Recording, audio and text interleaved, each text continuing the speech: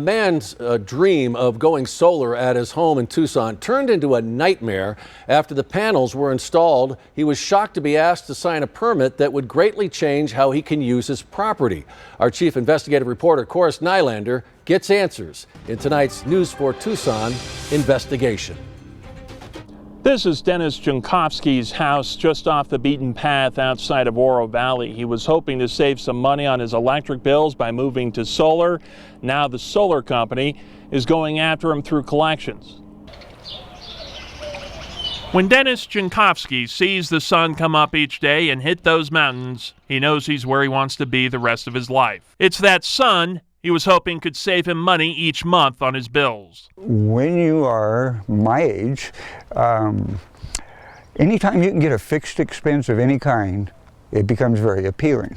But it didn't take long for that appeal to wear off. He used the company Fusion Power to install these solar panels. In November, the company received a permit from Pima County and moved forward with putting the panels on his roof. He felt things were getting close to finished. Then came February, and he was told he had to sign a floodplain use permit and approve additional conditions and covenants that would impact what can be done on his own property.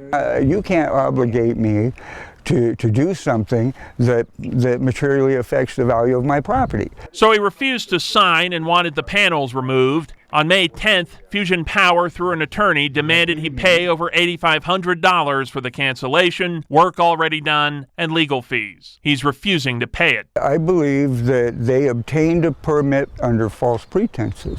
The News 4 Tucson investigators reached out to Fusion Power. Its CEO, Trey Scosson, who adamantly denies that, sent us a statement saying in part, quote, "Typically, we have only seen these issued when we are good to proceed to installation. There is now a new process with Pima County to help reduce any confusion around this. We are committed to resolving any issues with Mr. Jankowski. We do not feel we have violated any statutes or codes in the process, and per our contract with Mr. Jankowski, he is actually holding up the process with his refusal to sign the floodplain documents that he is obligated to sign under the contract. Neither Mr. Jankowski nor Fusion Power knew this document would be needed. In a written statement to the News 4 Tucson investigators, Pima County says, quote, October 18th, 2023, Development Services determined the property is impacted by flood hazards. On October 24th, 2023, Development Services sent a letter noting the deficiency to Fusion Power and forwarded the application to the Pima County Regional Flood Control District for review. They go on to say, on March 14th, 2024, Mr. Jankowski notified flood control by email that he would not sign the covenants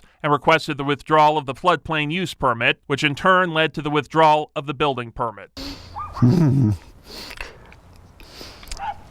I am so angry. He questions why they didn't make him aware before moving forward with the installation. It's your mistake. Own up to it. Come get your stuff off of my property because it shouldn't be there. And no, it is not my responsibility to cover for somebody else's stupid moves.